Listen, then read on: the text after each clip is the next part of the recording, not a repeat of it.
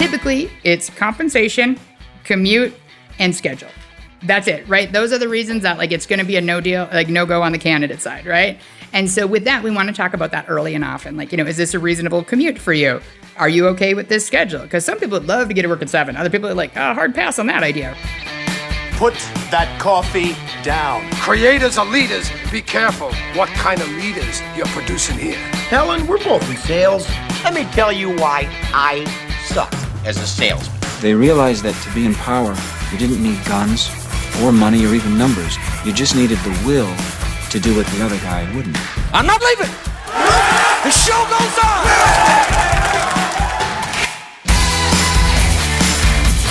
Well, hello there, friend. Welcome to the Construction Leadership Podcast, where we deliver ideas and insights from leaders across the construction industry every single week to help you lead more effectively. This episode is brought to you by our friends at Capital One Trade Credit. If you're interested in growing your top-line revenue while decreasing risk by using a state-of-the-art digital platform that makes it easier for people to buy from you, you would be interested in learning more about Capital One Trade Credit. Now, I'm excited to share with you today my conversation with Miss Rikka Brandon. She's a recruiting and hiring expert and someone who you will hear is a ton of energy, and she has a great sense of humor. I met up with her in late October at the WCLBMA. That is the West Coast LBM Association event, their annual convention that took place October 20th and 21st in San Diego. And in the last episode, we heard a fantastic panel discussion that featured some incredible talent. It was moderated by Mr. Matt Saunders, Senior Vice President of Building Products Research at John Burns Real Estate Consulting. It had Mr. George Emerson, Board Chair at Sierra Pacific Industries, who's also the largest landowner in the United States. So he's got that going for him. Good for you.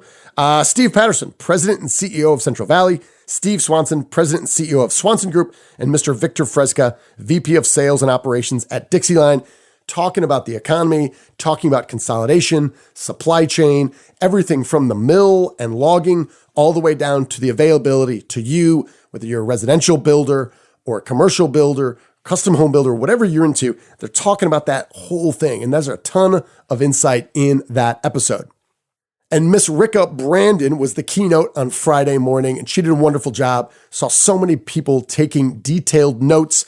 And I think for us, as we continued to grow our team and hire more people, I learned a lot from her, not only from her keynote, which we did not record, but also what you're going to hear was kind of a follow-up as we detailed kind of the key insights to deliver value to you, my dear listener. In the construction industry, we are in the game to assemble talent. That is what we should all be thinking about. How can I grow my own talent, and how can we bring more talent under the same roof to help us grow more efficiently, faster, and have more fun building? And if you're listening to this, you have probably found in the past some of your most enjoyable times in the construction space is when you looked around and you saw that you had teammates that were capable and accountable and helped do things easier. And when that happens in the construction industry, it's a little bit of magic, but it comes down to finding the right talent. And Rikka Brandon is going to give you a 3-step framework that I found immediately applicable. So big thank you and hat tip goes to the WCLBMA, that's the West Coast LBM Association, where you can learn more at lumberassociation.org for bringing in Rikka. And thank you for Rikka for making time to speak with me. You are going to enjoy this conversation. You're going to get a lot out of it. And you are going to share this episode with people at your team to help you hire and retain more talented people more consistently. So without further ado, please enjoy my conversation with hiring and recruiting expert Rikka Brandon. As always, thank you for listening. Miss Rikka Brandon, Building Gurus, welcome to the show. Well, thanks for having me. Yeah, I'm thrilled that you're here. And I think as you look to really deliver a ton of value to this audience here at the WCLBMA annual convention in San Diego, among the primary themes that everyone is struggling with right now, even despite the recession, is hiring talented people. And when we connected, you brought up this 3S framework that I like slammed the phone. I called Eric. And I was like, this is exactly what we're dealing with.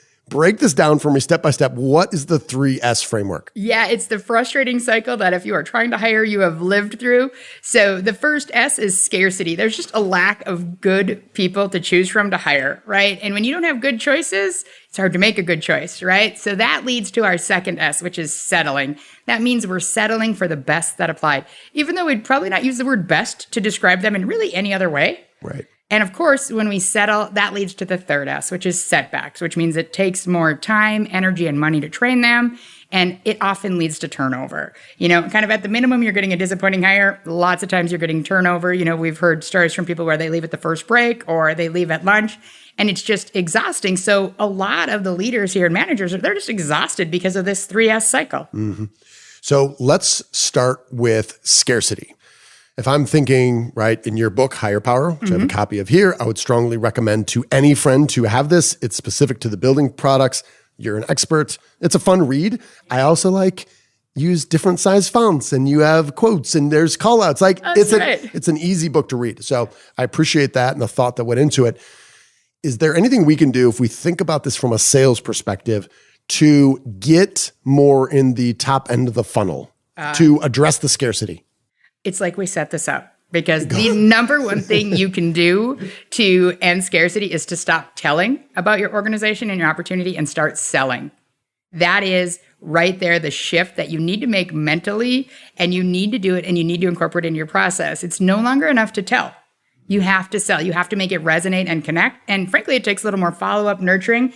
It is sales. I always joke, recruiting was misfiled. We got put under HR. We should have been under sales and marketing in like the great org chart in the sky. Yeah. Well, I love that because we've had this kind of thought as we're going through, we've been kind of, I feel like, hiring for the better part of the last 12 months is to what degree am I vetting them to see if they're good enough? And in other cases, I'm like, no, this person's really talented. And it's easy for me. I flip the switch. I'm selling them. And I'm thinking we cannot let this person not accept. So can you say more about this? Because the minute you said that, I'm like 100%, especially when we're in an environment when there is not enough talent. Everybody recognizes this and we're trying to get more of it. Why is this such a hard shift? Because the minute you said that, it shouldn't be under HR. It should be under sales. Why is that a hard mindset shift to have people really adopt? So you're a sales guy, right? You do sales training, you do all that. That is your nature. That's how you do it. We have a lot of people in leadership position that came up through ops. That isn't their nature necessarily, right? And for the reality, most HR people in LBM and building products, they're not just HR, right? They're also some safety, they've got other things. And HR is heavily comp and benefits and safety in most LBM businesses. Yeah. And the reality is, if you're good at that part of the job, you're probably not so wired and lit up about the recruiting and training and onboarding and culture building. Just because, we all know, our best bookkeeper is probably not also our hard charging outside salesperson. And so I think that's one of the things that really matters is looking at our internal team and supporting them, right? Are we asking somebody who is awesome at making sure the T's are crossed and the I's are dotted and asking them to turn into a salesperson? Bring in somebody from marketing, bring in somebody from sales to help really position it and support them, read my book, read my blog, watch my videos. There's a lot of resources out there to help you do it better. Yeah. You did say something that I just want to jump in on quick. So for you immediately go into selling the opportunity, right? And so that's something that owners and particularly charming people do is we start selling and we forget to screen for fit. Because we made a decision really quickly that they're great. Yeah. And so we are at that point, we're just the hunt is on. I'm going to get you, right? And with that, when we are just selling and forgetting to screen, we can also make bad choices. So I always encourage people, when you recognize, I'm in it. I'm in it for the hunt. And those of us who are commission and sales driven, we recognize when the heart is pumping and we're I'm going to get this done. Just to sort of check yourself and just make sure, am I getting beyond reason? Because many people will say, I got into it and then I paid too much. Or I should have caught that in the interview and I didn't. So it is unbelievably important to sell the person and sell the opportunity. But I just want to put that caveat out there that don't forget the screening part and making sure you're sort of checking yourself. And the best way to do that is to just build in a little break, right? Okay, take a pause and see if I did actually want to spend that much money. Yeah. So let me ask you, is there a rule of thumb if someone is going through the hiring process, whether they have 10 employees or they have 100, or maybe tell me, does it change on how many faces How many people at the company? How many interviews? How many interactions should there be? From an expert, is there a rule of thumb where you say, hey, if you're not doing this, it's too few. If you're doing this, you're going to risk having it go on too long and someone's going to take another offer? Absolutely. Okay, so that's such a great question and one I love to talk about. So it's not so much the size of your company, it's the scope of the role. Like if we're hiring a new CEO, that should be a much more in-depth vetted process than if we're hiring somebody to work on our production line that sense. We can train in a day or two, right? And so with that, the level of responsibility and training required to succeed in the job should directly correlate to how deep the interview is. And so with that, for most hourly positions, you should be able to get it in one or two. And many are set up to get it done in one. What I would say is that I am a big, huge advocate of the phone interview for any position. Start with a phone interview. Everybody has to talk on the phone. It's so much faster and easier. It's easier to set up, schedules, all that stuff. And the best part is you don't have to spend 20 minutes because they spent 20 minutes driving to your office. It can be over in 5 minutes because it's not a fit and nobody has hurt feelings and it's not awkward. It's just the efficiencies of the phone interview are just innumerable practically, in my opinion. Yeah. Well, and we've kind of fallen into the trap, I think, in some cases of having the default be a Zoom call when in 5 minutes they've already raised their hand and said, like, I don't even know what you guys do, but I'm just applying to everything. Like they are opting out really early. And I'm like, why are we wasting that time? But okay. So I have a tip for that. You got a minute? Yeah. Yes. Okay. So like one of the best things, like people waste their time is the deal breakers, right? So like typically it's compensation, commute, and schedule.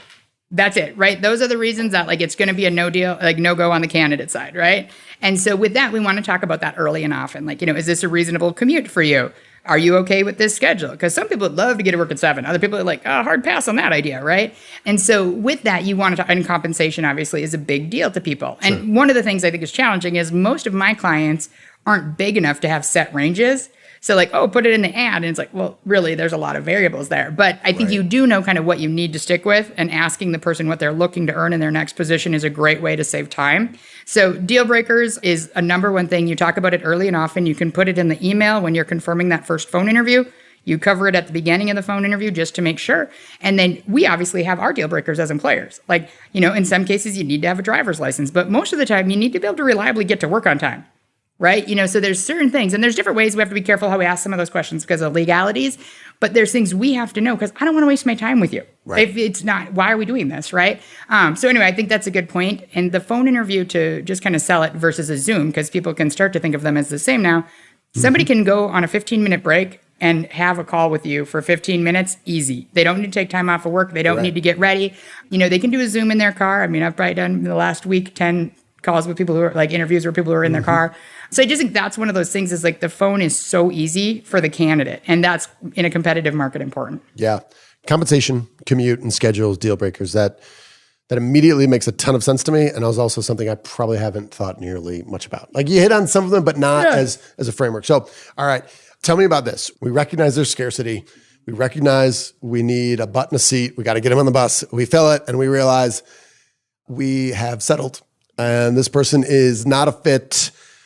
How should I think about that? So one of the things that I will make a total stereotype blanket statement here is family-owned businesses and LBM keep people much, much, much longer than they should because they have big, huge hearts.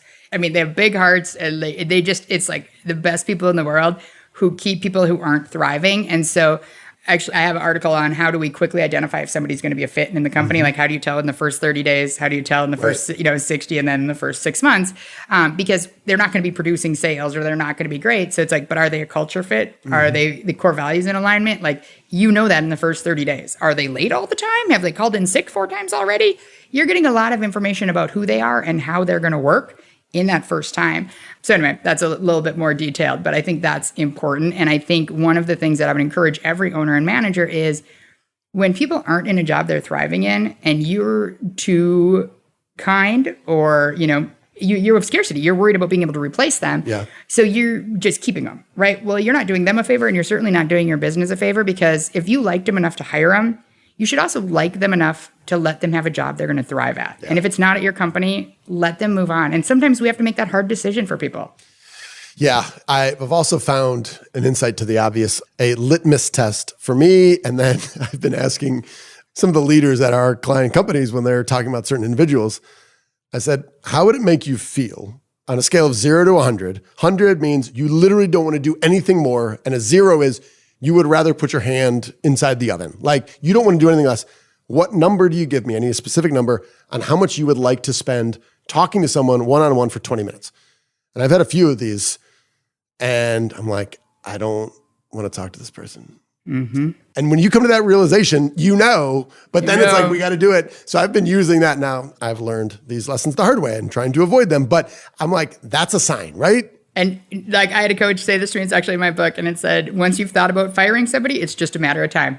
Oh, it was probably 20 years ago he said it to me, and it hasn't been wrong yet. And that's the part where we delay, and then we look back, we're like, oh my God, I should have done that so much sooner. Yes. And I think the corollary there I've heard among any business decision is once you realize something is inevitable and a long enough timeline, this will happen, then do it now, right? And then I think that just takes that courage and commitment. So, all right, walk me through the last part of the 3S process. We have scarcity, we have settling, and then we have the setbacks.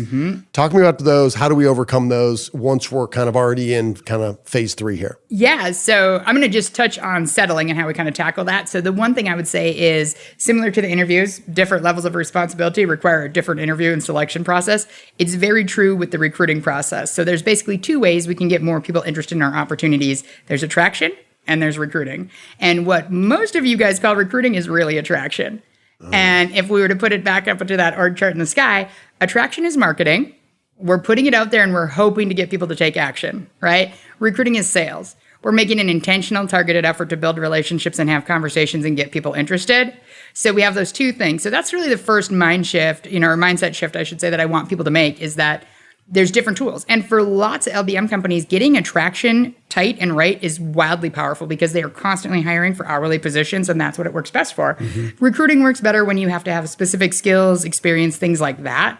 So that's the first thing is kind of that shift, and we take different approaches for different roles, and that's how we avoid settling, right? In recruiting, we call it posting and praying, right? You put a job up and you're like, these guys, like that, and it's like, obviously we don't do that, right? Like we do a different approach, and you don't need to do a different approach and go full on everything. But you do need to recognize that sometimes we need a different approach. So then with setbacks, the reality is like you have to decide, I'm going to spend time, energy, and money either way.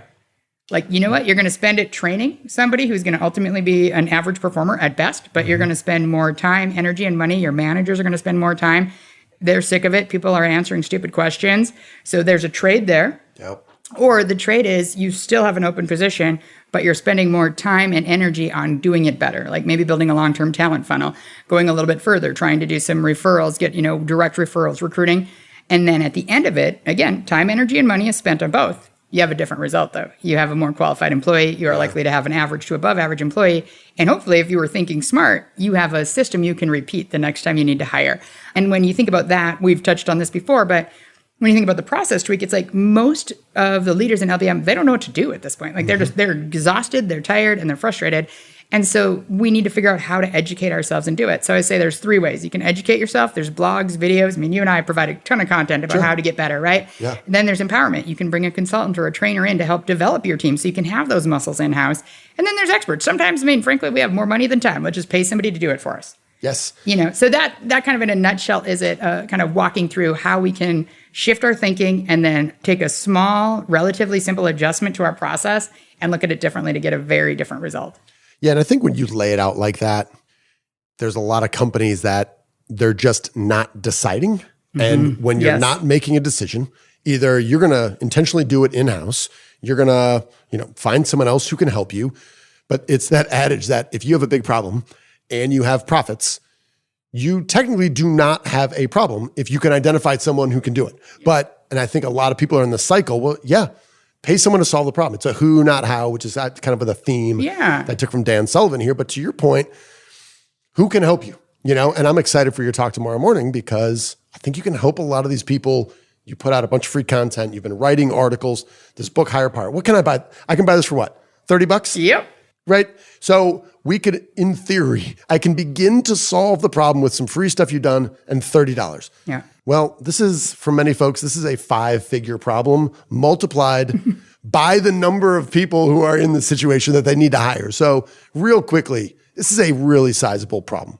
Yeah, absolutely. And I think one of the things that kind of boggles people's mind is the most kind of conservative estimate is that the cost of turnover is 30% of that person's salary or compensation. Yeah, that's conservative, right? So for an $18 an hour person, that comes out to about $11,000, that cost of that turnover for an $18 an hour person. Like that is mind-boggling when you think about how much turnover is happening in some of these yards and businesses. Yeah. And that's the part where, the reality is hiring, there's people involved, right? We can hire somebody, they're amazing, they're so great, they like live to work, and then they fall in love in their 14th month, and then they have other things they want to do. So I think we have to like plan for the flex and fluidity of people, but also know that people want to belong, they want to be part of something, and work matters to people. And millennials started it, the pandemic really made it through. So take some time and think about why your company is awesome. And if you can't figure out why it is, ask your employees. If they can't figure it out, I think you should look at it and make some choices and fix it, right? Yeah. If nobody figures out what's good, then we got a problem. Yeah. Well, there's a lot here. And instantly, as I'm listening to you talk, I'm thinking about my own mindset around hiring and thinking of it more as pure sales. The sales principles that you talk about, I'm like, yes, so obvious. Why aren't we doing that? It's targeting, right? And it's thinking about this. So, all right. Well, hey, I appreciate you making time. This was a long day. You're going to dominate tomorrow morning. I'll be there. I'm excited to hear it. So I appreciate you making some time to join us and share some insights. I would strongly recommend everyone buy a copy today of Hire Power, HIRE, obviously, Power. And there's an LBM edition. There. That's awesome. Don't be shy here. Where can people find more about you? Yeah, so buildinggurus.com and recruitretainrock.com is where you can find more about me. One thing in the book, it starts with the recruiting audit because lots of times you're not sure where exactly it's going wrong because hiring is unbelievably complicated. So it just starts with that. So, for lots of people, just getting that clarity of, okay, where do we need it? And then at the end of the audit, it says, hey, focus on this section of the book. Because let's not kid ourselves. Like people do read it cover to cover, but you might be busy. Most of you are busy. So that's just a great way to figure out what's working and what's not working in your business. So. Which is another great little sales tactic, which is let's talk about where you're interested, where you need the help. And I'm going to point you right there. And if you want to read these 50 other pages, great, but I'm going to jump you right there. So it's smart. Well done. Yeah. Hey, thanks Rikka, so much for having me. It's awesome. Thank you. All right, then, friend, how did that go? Hopefully you found at least one nugget, one thing to take away from kind of the 3S model that Rikka proposed. And again, thank you to the WCLBMA, the West Coast LBM Association, for bringing all this talent together. And you can find more, especially if you are in the building community in California and you are not part of the West Coast LBM Association. You got to take a good long look in the mirror and say, what am I doing with my life? Why am I not part of this? Why am I not getting the immense value from being part of this team and this network that is the West Coast LBM Association? Again, learn more at lumberassociation.org. Now, our goal here is to make this the best podcast you listen to. So if you have ideas for topics or guests, or you want to submit a question under the quote unquote asking for a friend segment, we will get our team together. We will be as thoughtful as we can, and we will then turn around and share that with you. We will anonymize your name to protect you may or may not be guilty, but you get the understanding of what I'm saying. And that's what we want to do. This is what we love doing. So if we can make it better, do not hesitate to email me directly at bradley@bradleyhartmanandco.com. I want to thank our sponsors, Capital One Trade Credit. If you are interested in decreasing risk while growing your business, you will want to investigate Capital One Trade Credit. That's all I've got today. Thank you for listening. You, my friend, are owed nothing. Deliver value first.